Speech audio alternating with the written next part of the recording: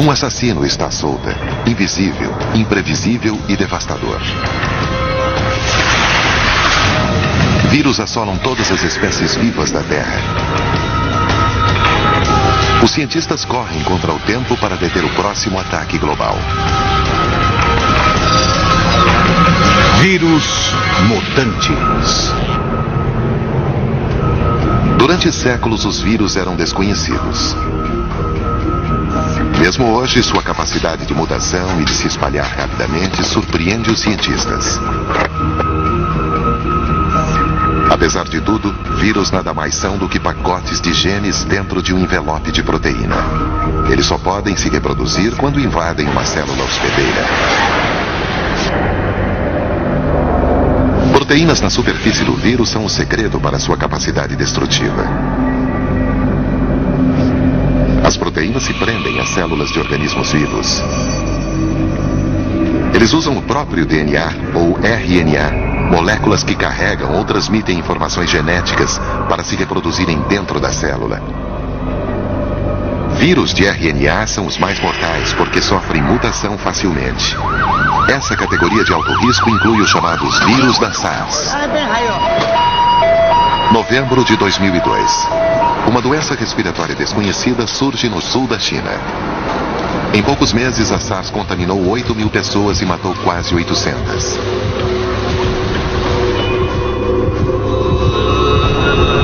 A população se apavora e apela à clemência divina.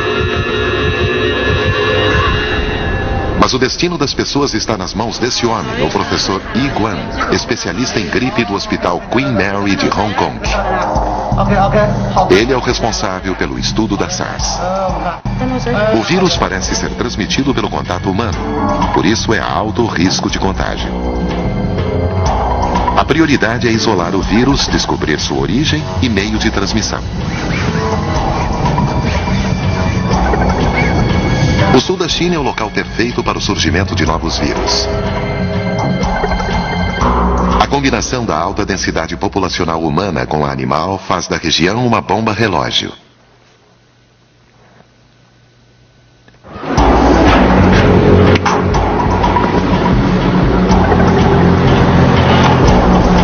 Inspeções em fazendas de animais selvagens revelaram civetas portando o vírus da SARS. Animais podem ser reservatórios naturais para um vírus e não serem afetados pela doença. Esses mamíferos semelhantes a gatos são considerados iguarias e são vendidos a altos preços. Mas que custo isso tem para a saúde humana? O risco de contaminação é grande em cidades onde milhões de pessoas vivem em contato constante com animais.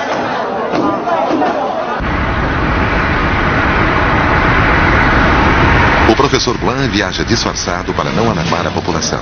Nenhum carro oficial, nem roupas brancas. Ele está em busca de fatos. O mercado de aves é monitorado de perto como possível vetor da doença.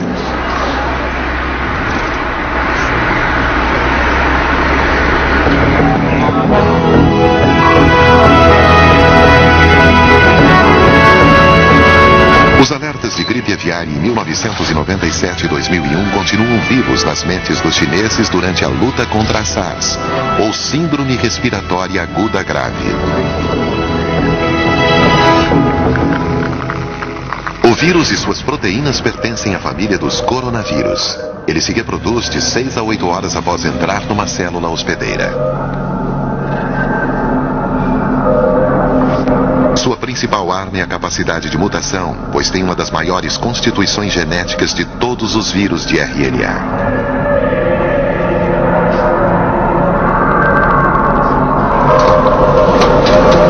No início, as autoridades mantiveram a SARS em segredo. Então, diante do risco de uma pandemia mundial, foram tomadas todas as medidas de segurança que transformaram a vida cotidiana dos chineses.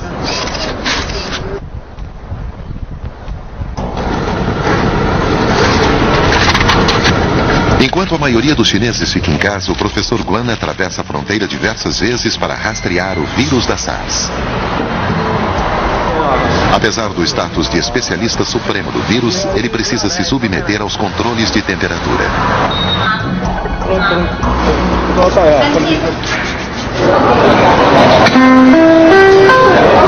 As leis sanitárias são extremamente rígidas.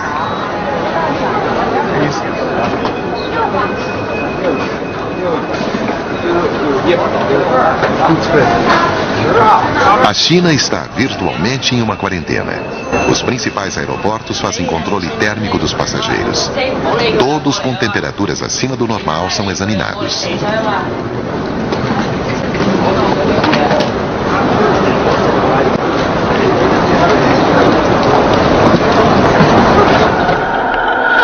Casos suspeitos da febre são motivos para preocupação oficial.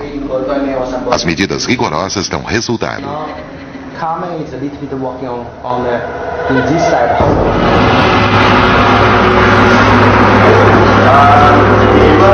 O vírus para de se espalhar quase tão rapidamente quanto começou.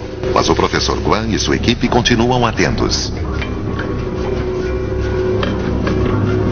Médicos e enfermeiras não têm dúvidas de que a SARS irá retornar. O professor Guan imagina que o próximo surto será ainda pior, porque o vírus irá sofrer mutação para sobreviver. Sempre que um novo vírus como o da SARS ameaça a humanidade, os cientistas relembram da gripe espanhola de 1918.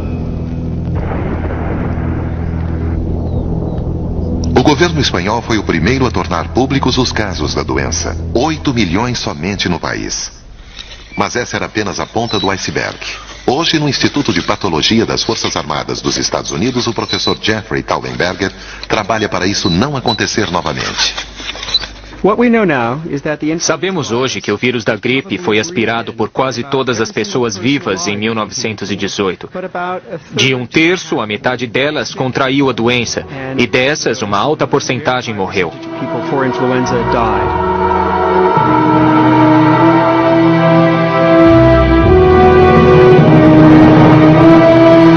A epidemia foi muito mais letal do que a Primeira Guerra Mundial. Estima-se que de 50 a 100 milhões de pessoas morreram em pouco mais de um ano. As vítimas ficavam azuladas, os pulmões se enchiam de fluidos e elas literalmente morriam em questão de dias, às vezes horas. Quase metade das vítimas americanas da guerra morreram assim. Na época, ninguém suspeitava de um vírus. Os arquivos das Forças Armadas Americanas guardam o segredo da gripe espanhola.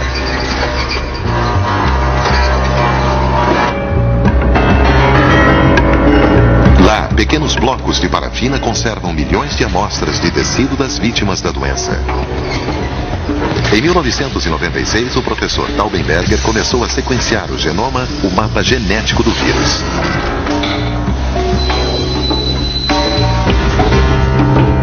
Mas o banco de tecidos não tinha amostras em condições boas o bastante para produzir um retrato completo do assassino. Seria necessária a ajuda de um investigador de vírus para conseguir mais amostras. Voltaremos a seguir Assassinos Microscópicos no Nat Geo. O Dr. Johann Houghton, patologista forense aposentado, uniu-se ao professor Taubenberger na investigação da gripe de 1918. Um dia, um visitante disse que alguém deveria ir ao Alasca procurar no solo gelado vítimas da gripe de 1918. Assim que eu vi isso, soube que seria eu. Seria a segunda expedição do Dr. Houghton ao Alasca. A primeira foi em 1951. A vítima número 11 me chamou a atenção. Eu fiquei muito feliz quando a descobri. Eu sabia que era ali que encontraria material genético da gripe de 1918. Essa é uma foto da mulher que encontrei a 2 metros no solo congelado do Alasca. Ela morreu na pandemia de gripe em novembro de 1918 e seu corpo foi mumificado. Ela era obesa em vida, por isso os órgãos internos foram bem preservados. E consegui boas amostras dos pulmões para você.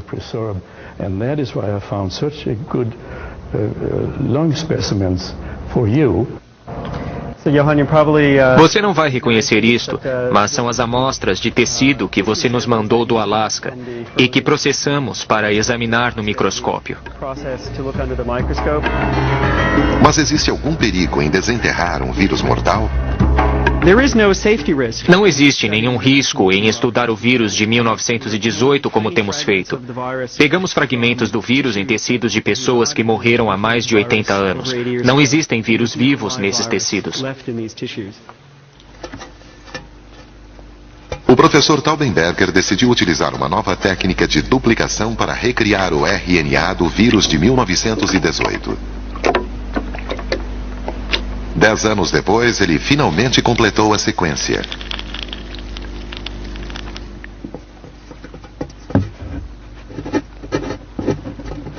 Análises dos genes e das proteínas revelam pequenas mutações, que devem ter sido suficientes para o vírus enganar o sistema imunológico humano. Achamos agora que o vírus de 1918 surgiu de uma forma muito incomum de gripe aviária e adaptou-se aos humanos ao longo de 2 anos. O que não sabemos dizer é em que parte do mundo isso ocorreu.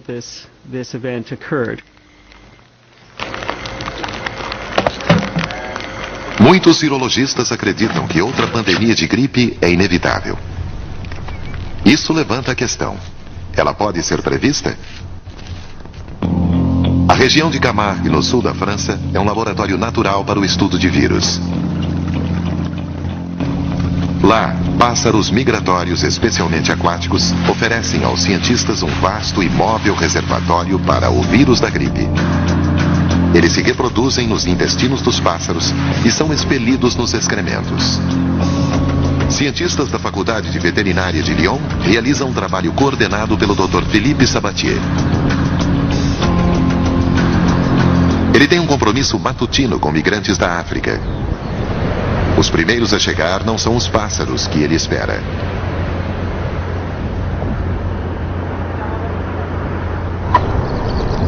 Incrível, ela parece exausta.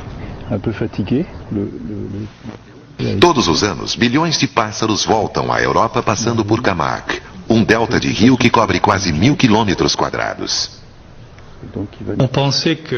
Antes pensávamos que animais tinham vírus específicos, que humanos tinham vírus próprios e que cada espécie tinha vírus particulares a ela.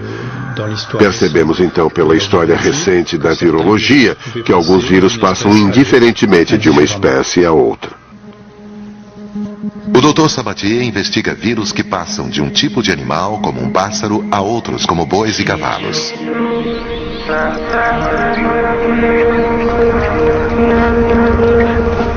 Fazendeiros locais ajudam a monitorar os animais para que os cientistas acompanhem os vírus aviários.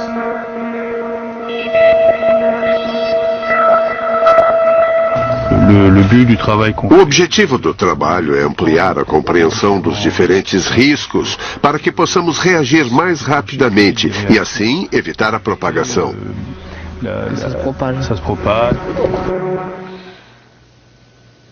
Felizmente, a barreira das espécies não é tão fácil de atravessar.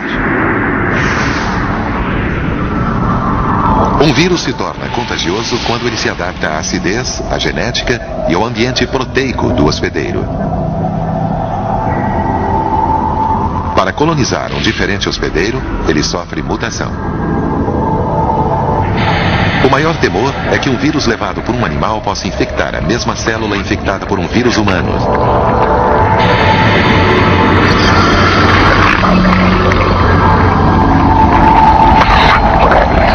A combinação do material genético iria produzir milhares de híbridos virais.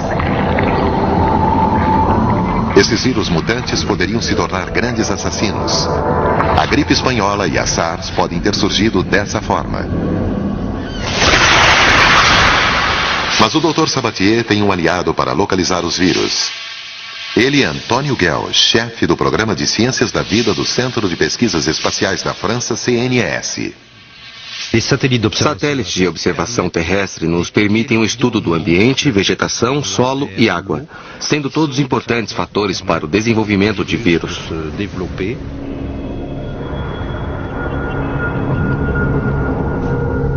A missão é impedir catástrofes dignas de filmes de ficção como O Enigma de Andrômeda, de 1971. Está crescendo.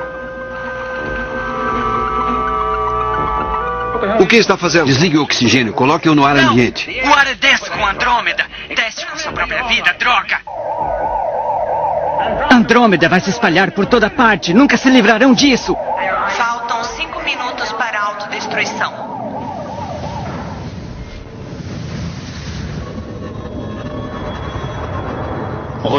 Acabamos de voltar do campo com algumas amostras. Deve haver alguns positivos. Vamos mandá-las para o Instituto Pasteur para isolar o vírus. Tem alguma informação do satélite que possa sugerir um risco de epidemia hoje?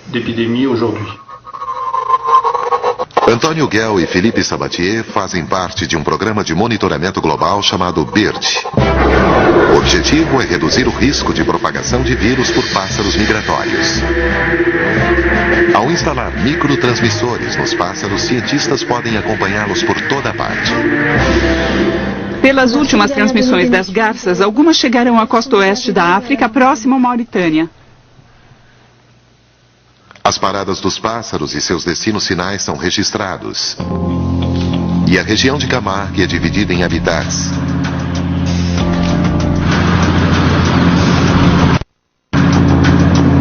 Imagens de satélite são comparadas com levantamentos aéreos de diferentes espécies de pássaros e seus números.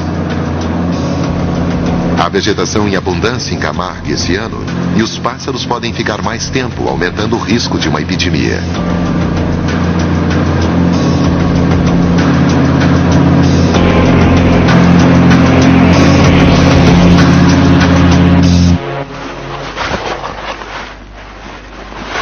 Monitorar os gansos não será fácil. Eles não são naturalmente cooperativos. O Dr. Sabatier quer conhecer melhor seus padrões de migração. O problema é colocar o transmissor. Parece bom, podemos soltá-la? O excesso de bagagem é um fardo, mas em pouco tempo eles se acostumam. Nem todos os vírus pegam carona em pássaros. O homem é o vetor para a varíola.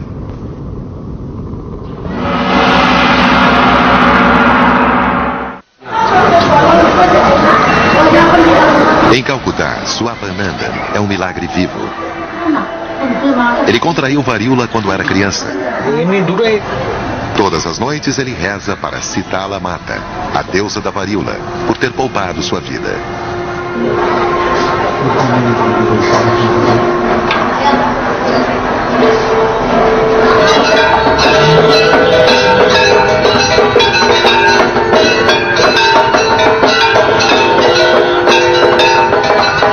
Grandes pandemias eram antes aceitas como castigo divino e deviam ser suportadas com resignação. A Índia foi um dos países mais afetados pela varíola.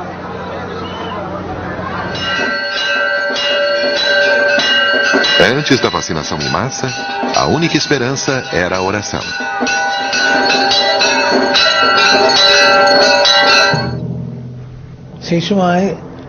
Na época não havia cura para a doença e as vítimas sofriam muito com as pústulas.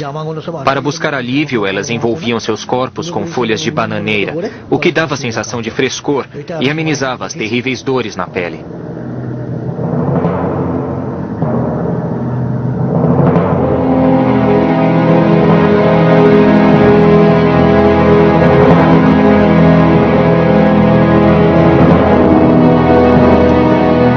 Aqueles que sobreviviam ficavam marcados para sempre.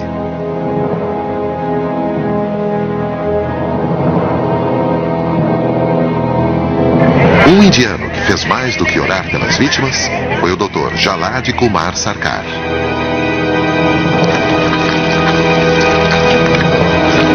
O Dr. Sarkar nasceu para a ciência. Ele fundou o primeiro grande laboratório de virologia da Índia e ajudou no Programa Nacional de Vacinação. Ele lembra como a população dos vilarejos se apegava à religião e recusava a vacina no início.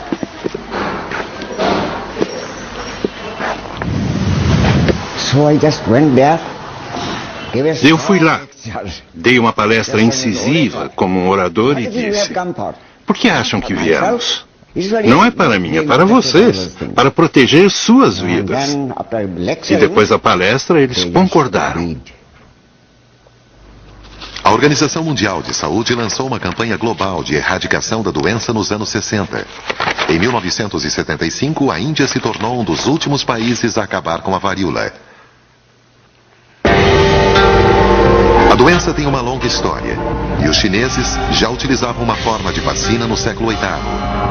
A imunização era feita inalando-se um pó feito com uma crosta formada nas vítimas. Mais tarde, na Europa, o pó era administrado por inoculação, num método conhecido como variolação. Foi o primeiro passo na guerra total contra os vírus. Durante seu último século na Europa, a varíola matou mais de 500 milhões de pessoas. Outras dezenas de milhões morreram por causa da raiva, febre amarela, gripe e do vírus da HIV que causa a AIDS.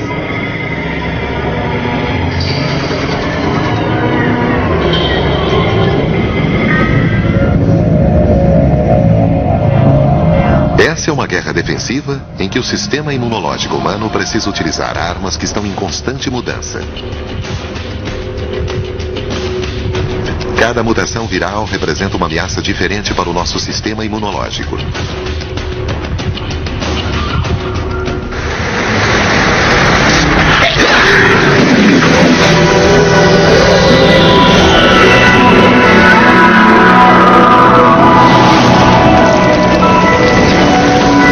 Vacinas reforçam as defesas do nosso corpo.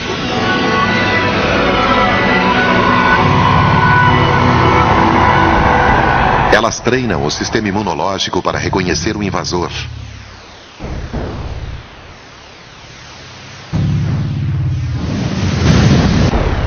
Os linfócitos T auxiliares informam aos leucócitos a identidade de um intruso que deve ser cercado e atacado. Os leucócitos produzem anticorpos que se prendem às proteínas na superfície do vírus. O inimigo é neutralizado e destruído. Mas para criar uma vacina, os cientistas precisam conhecer melhor o inimigo. Este laboratório tem nível 4 de biossegurança. Nele, os investigadores podem dissecar vírus ativos sem correr riscos.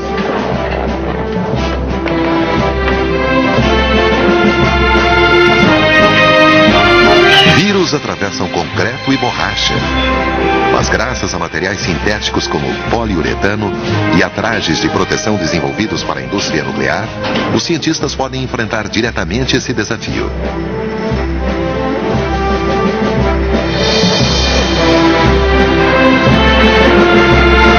Esses laboratórios são vedados e mantidos a uma pressão inferior à externa. Mesmo que haja algum vazamento, o vírus não sairá do local. No final do turno, todos passam por um banho químico. No coração da África, tais laboratórios não existem. Assim como não existe vacina para a febre hemorrágica, Ebola. Voltaremos a seguir com Assassinos Microscópicos no Net Geo. Equipes médicas estrangeiras que chegam ao Congo precisam combater a desconfiança e o temor em vilarejos afetados pelo Ebola.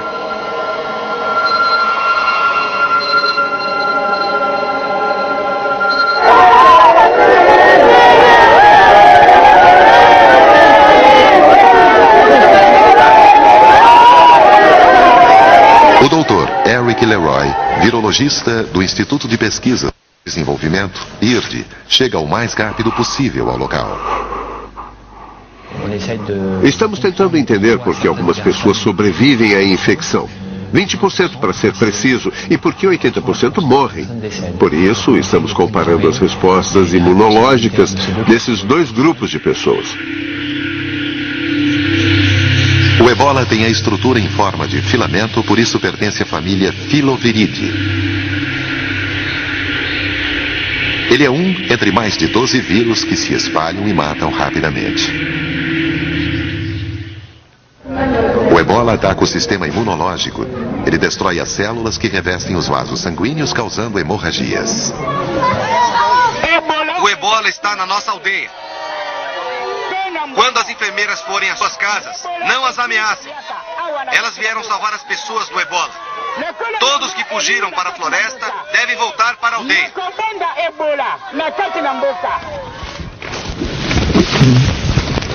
As florestas estão repletas de vida selvagem. Alguns animais portam a doença sem manifestarem os sintomas. Dessa forma, o vírus pode ser transmitido para espécies como porcos-espinhos, antílopes e macacos que servem de alimento para moradores locais. A transmissão pode ser causada pelo simples contato com a carne infectada.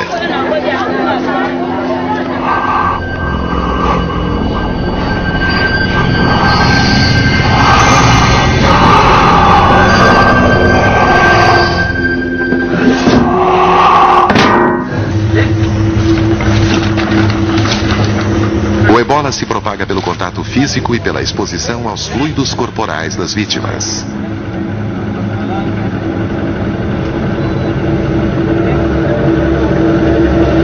A morte normalmente ocorre em 1 ou 2 semanas.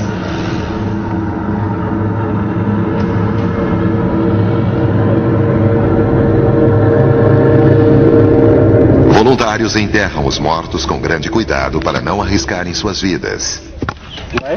As aldeias são isoladas para romper a cadeia de contaminação. Sabia que a região estava em quarentena quando veio para cá? Sim, eu sabia. Então por que veio para cá? Queremos salvar a vida de todos. Se ficar doente e for a Brazzaville, que é uma cidade grande, e levar a doença para lá, será o fim da cidade. Equipes de voluntários locais levam o treinamento muito a sério. Eles costumam ser as primeiras vítimas.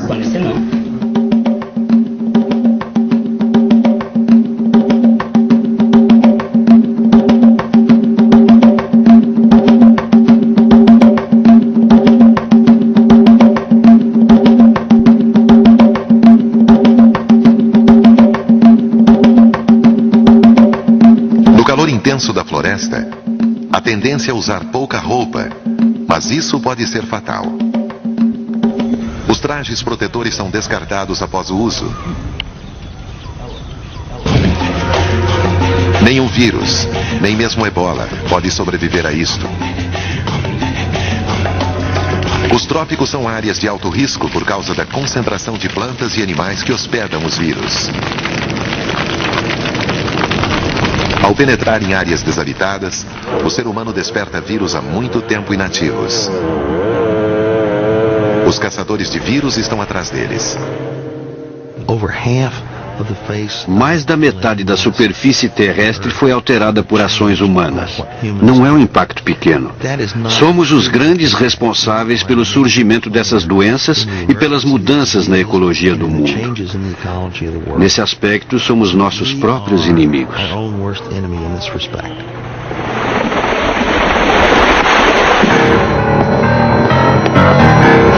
O professor C.J. Peters, da Universidade do Texas, é o pai de todos os caçadores de vírus.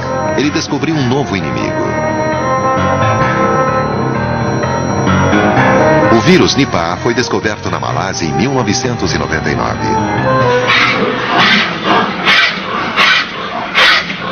O vírus se espalha para seres humanos a partir de porcos com doenças respiratórias.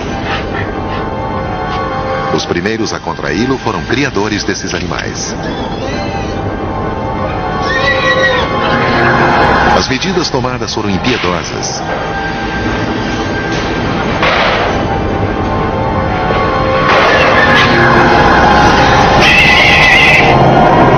Um milhão de porcos foram mortos. Mas como eles contraem o Nipah? Pesquisadores acreditam que o vírus foi transmitido por morcegos. Virologistas temem que cães e gatos também tenham sido infectados. A capacidade de ultrapassar barreiras biológicas é o motivo para o professor Peter classificar o Nipah como um dos vírus mais perigosos recém-descobertos.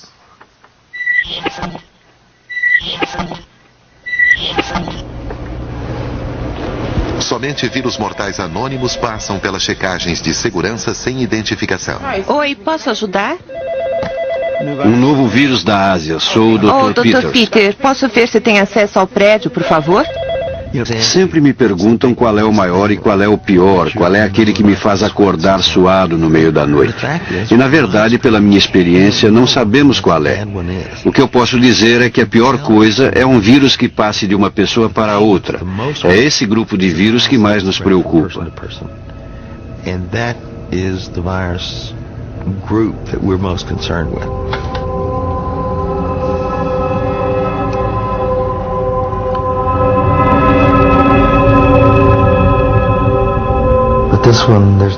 Não temos muitos dados sobre esse aí. Quando a coisa acontece no exterior, não existe uma boa rede de vigilância, não temos condições de estudar os detalhes do que está acontecendo. Isso nos coloca em risco.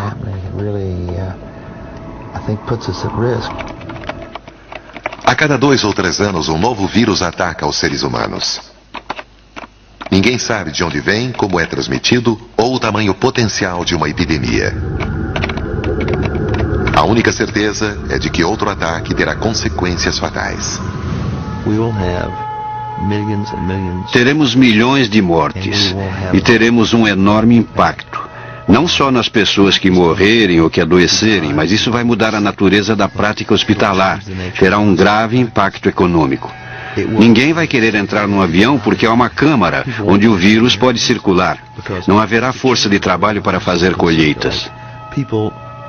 Will not have the manpower to harvest crops. Existem mais de 4.000 espécies de vírus no planeta, mas apenas uma pequena porcentagem ataca os seres humanos. Os vírus são desativados por meio de um processo bioquímico complexo antes que possam ser retirados do isolamento. Em seguida, eles podem ser estudados sem o uso de proteção.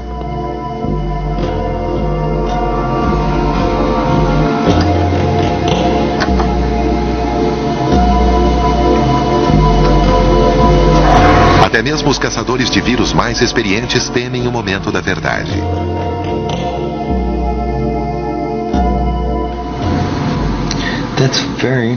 Isso é muito interessante, está parecendo SARS. Sim, é verdade. Vamos ver no micrógrafo para ter certeza. Sim. O professor Peter participou de todas as grandes cruzadas antivírus, mas também teve que fazer sacrifícios pessoais.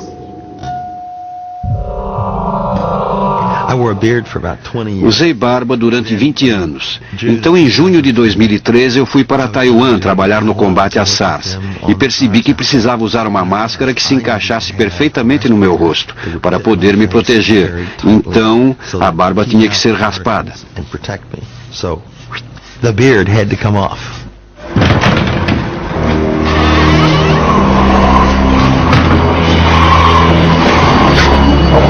O professor Peter não faz mais o trabalho de campo. Outros caçadores de vírus ocuparam seu lugar. O biólogo Luiz Eloy Pereira e sua equipe do Instituto Adolfo Lutz, em São Paulo, investigam a vítima de uma doença desconhecida. É puro trabalho de detetive. Em seguida, eles vão a campo em busca de pistas sobre a localização do assassino. Eles investigam cavernas, campos, florestas e pântanos no Brasil em busca de vírus. Renato, esse é um morcego vampiro, porque ele é hematófago, mas ele também é reservatório de arbovírus, porque ele vive no ambiente silvestre. Arbovírus são transmitidos por insetos hematófagos. Esses vírus são abundantes no clima tropical brasileiro por causa da variedade de sua fauna e flora. Eles podem causar de tudo, desde uma simples febre a uma encefalite fatal, ou a inflamação do cérebro. Mais uma vez, morcegos e roedores estão entre os tradicionais suspeitos.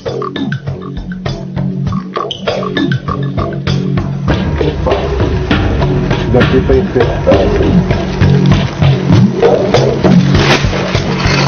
De todos os arbovírus conhecidos, centenas deles são encontrados no Brasil.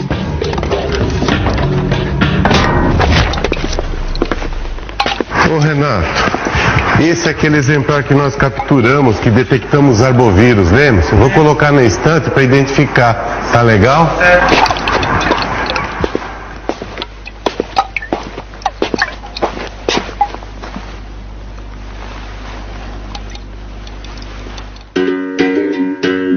O professor Pereira não só estuda a identidade dos vírus, mas também o modo como atravessam as fronteiras do Brasil. Além dos roedores, os pássaros também são portadores.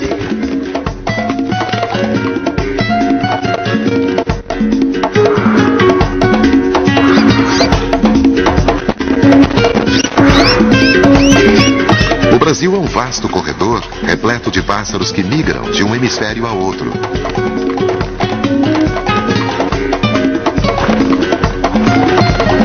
Qualquer um desses pássaros pode ser picado por mosquitos que portam o vírus.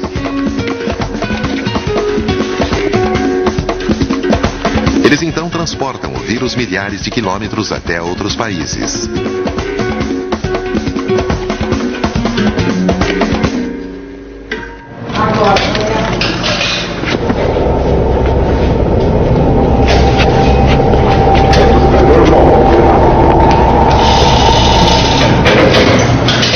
Eu venho há 35 anos caçando vírus. Eu e minha equipe conseguimos isolar 25 vírus novos para a ciência, como o Rocio, o São Luís.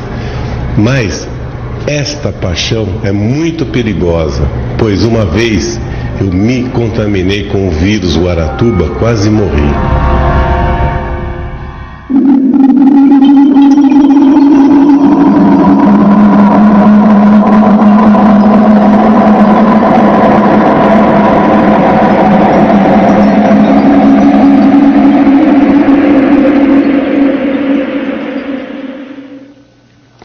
O Instituto Adolfo Lutz testa 30 mil amostras de vírus coletados em animais e seres humanos. Até a invenção do microscópio eletrônico nos anos 30, os pesquisadores nada podiam ver.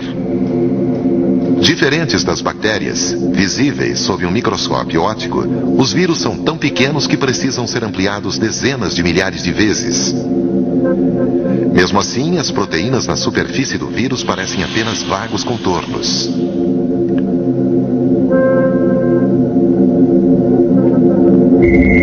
Aqui, um feixe de elétrons varre um vírus para trazer o invisível em foco.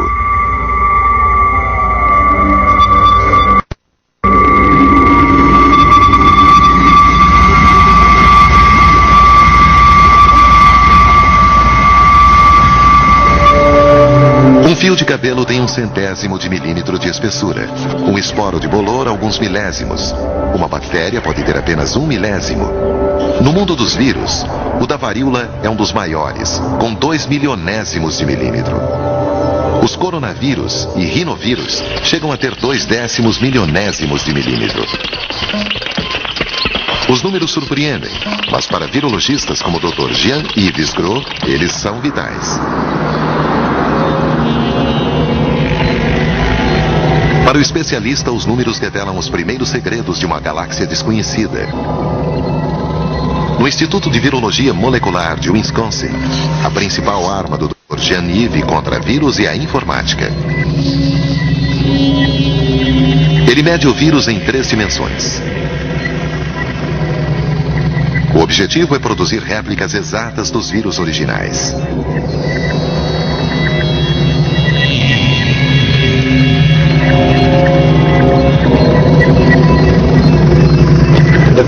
Na primeira vez que tive a imagem de um vírus na tela, fiquei muito empolgado.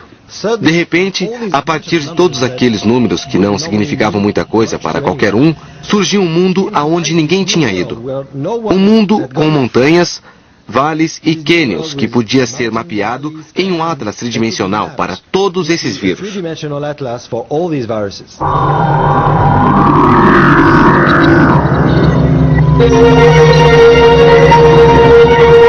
Agora que conhecemos a aparência do inimigo, podemos começar a entender sua linha de ataque.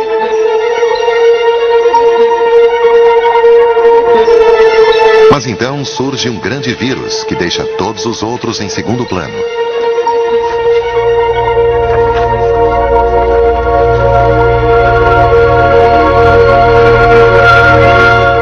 Voltaremos a seguir Microscópicos no Nat Geo. O mimivírus é 4 vezes maior do que o vírus da varíola e pode ser visto em um microscópio óptico.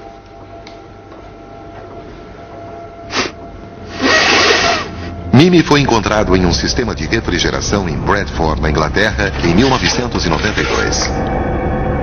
Por muito tempo ele foi considerado uma bactéria por causa do tamanho e da composição genética complexa.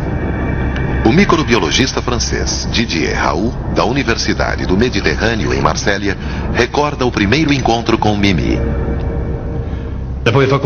Na primeira vez que o vimos, ficamos impressionados, pois não esperávamos algo com aquele formato. Era uma forma altamente geométrica, algo que não se vê numa bactéria. E levamos algum tempo para perceber, pois havia uma espécie de bloqueio mental que nos impedia de imaginar que um vírus podia ser tão grande. Era impossível. Didier Raoult e seus assistentes não poupam esforços em seus estudos a fim de desvendar os mistérios que ainda cercam o mimivírus.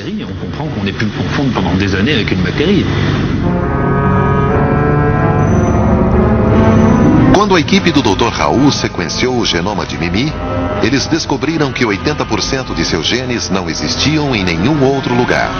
Uma característica típica de vírus. O mimivírus nos mostra que sabemos muito pouco sobre vírus.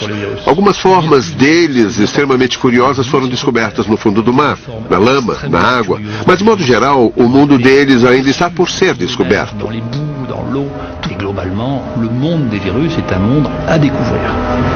A mensagem pode provocar arrepios na comunidade médica. Mas e se for descoberto um vírus que possa ajudar a humanidade?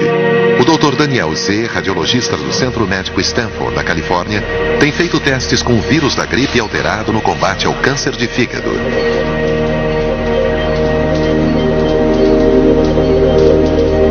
Injetado na artéria que leva ao fígado, o vírus extermina células cancerosas sem danificar tecidos saudáveis. Havia uma mulher no início do século XX que tinha câncer cervical. Contraiu uma forma grave de gripe e o câncer regrediu. As pessoas notaram, mas não sabiam ao certo por quê. Ficou no subconsciente de muita gente durante décadas, gerações, que talvez possamos usar vírus como uma arma contra o câncer.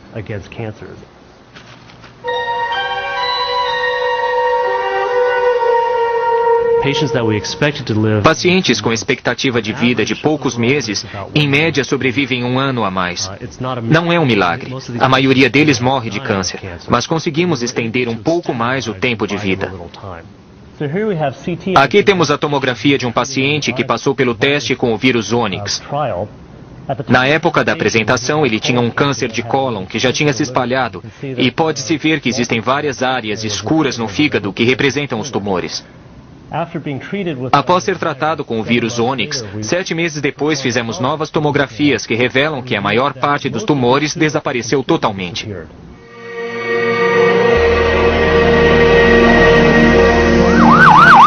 O câncer mata 7 milhões de pessoas todos os anos. Um dia, talvez, um simples vírus poderá curá-las.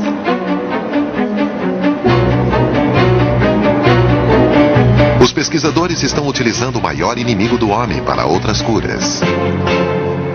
O professor Anthony Van Den Poel, da Faculdade de Medicina de Yale, aplica o comportamento viral no cérebro humano. Ele usa vírus para localizar e matar tumores cerebrais e para levar um gene que falta a uma célula defeituosa. Nosso cérebro contém 100 bilhões de células. Manipulando seus códigos genéticos, os vírus podem buscar determinadas células para matá-las ou curá-las. Mas como saber o que está acontecendo?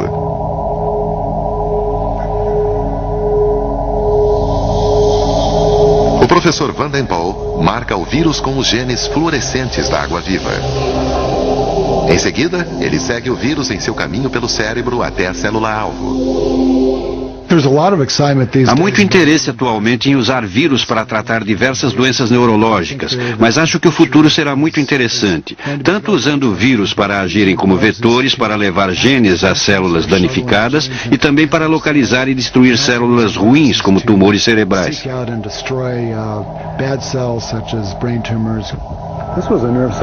Essa era uma célula nervosa que foi infectada por um vírus e o comportamento da atividade elétrica parece normal, não acha?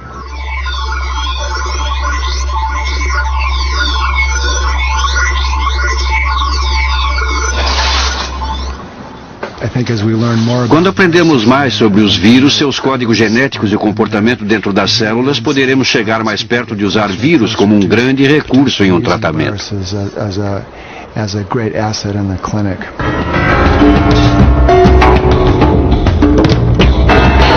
Se os vírus podem destruir células tumorais e prolongar a vida de células saudáveis, seriam eles a resposta para a juventude eterna?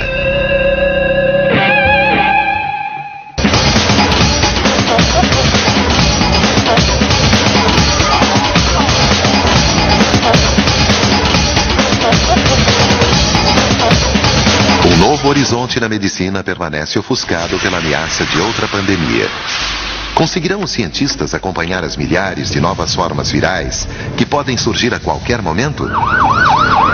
Mutações como o HIV, que evoluem milhões de vezes mais rápido do que os seres humanos, obrigam os laboratórios a correrem atrás de vacinas. Nós observamos e testamos para evitar um ataque global.